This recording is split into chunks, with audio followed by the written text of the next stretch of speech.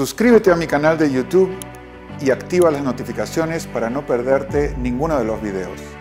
Y si te gustan, dale like y compártelos.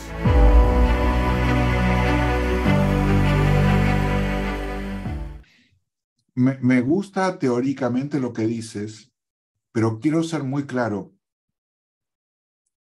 Cuando yo estoy hablando de moralidad objetiva, estoy buscando por el mínimo conjunto de valores que yo considero inviolables.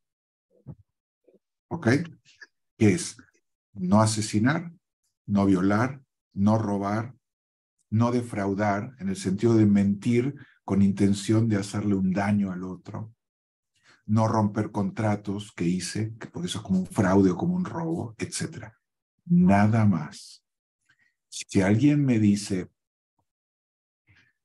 no sé, algo que para mí, por ejemplo, la responsabilidad es un valor, ser responsable, yo lo predico, lo propongo, es una mejor forma de vivir, pero si alguien me dice, no, yo no quiero ser responsable, no, ahí yo no, como coach, yo no diría nada, porque eso es el derecho de la persona de vivir como quiera. Digo, tal vez yo no sea la mejor forma de ayudarte, pues yo no comulgo con tus valores de culpar a los demás y verme como una víctima. Pero hasta ahí llego, no lo retaría. Ahora, si alguien me dice, mira, me quiero vengar porque esta persona me hizo mal, o me amenazó, pero me amenazó con correrme, digo, bueno, pero tiene el derecho de correrte. Eso no es una amenaza inmoral. Una amenaza inmoral es, voy a ir a tu casa y voy a asesinar a tu familia. Eso sí, para mí es maligno, pero entre comillas, no es una amenaza el sentido de que un jefe le diga a un empleado, si no cumples la cuota, te corro.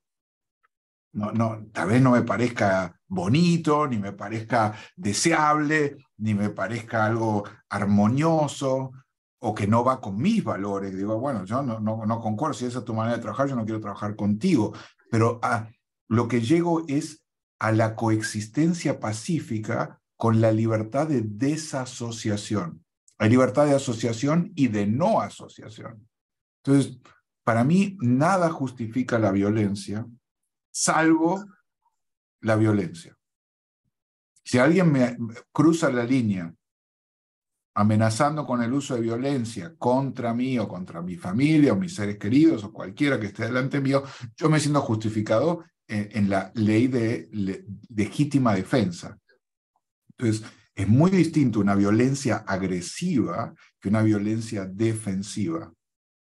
Entonces, yo no estoy en contra de la violencia defensiva, pero salvo que el coaching me hable algo que involucra una violencia agresiva o algo que me parece que está siendo abusado y tal vez no se da cuenta, yo trataría de no como inyectar más de mis valores que lo que crea conveniente para darle un punto de estándar al otro. Como que te puedo decir, mira, si me pasara a mí, yo pensaría esto, ¿qué piensas tú? Pero compartiendo el estándar, no predicando ni enseñando, diciendo tú tienes que ser así, y también en lo posible midiendo el riesgo de que esa persona tome una decisión que pueda traerle problemas en su vida.